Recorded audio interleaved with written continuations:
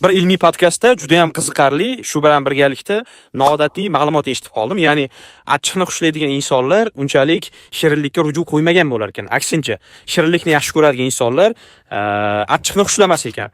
Bu haqda to'g'risi ilmiy tomonlama qidirib ko'rdim. Natija shunday. Agar inson achchiq yeganda qalampir tarkibidagi kapsaitsin moddasi og'riq retseptorlariga ta'sir qiladi va insonda yengil euforiya kuzatiladi. Ya'ni yengil darajada kayf olish mumkin. Shirinlikni yaxshi ko'radigan insonlarda T1, R2 kabi retseptorlarning sezuvchanligi yuqori bo'ladi. Miyada dopamin miqdori tez ajralishi hisobiga yengil rohatlanadi. Va shu bilan birgalikda achchiqni stimullaydigan retseptorlarning aktivatsiyasi ularga yoqimsiz tuyular ekan. Ma'lumotlarga qaraganda 3-tur vakillari ham mavjud, ya'ni super tester deb nomlanar ekan. Ya'ni bularni tan bilish retseptorlari juda ham yuqori bo'lar ekan. Ham achchiqni, ham shirinni yaxshi ko'radigan insonlar qatoriga kirar ekan.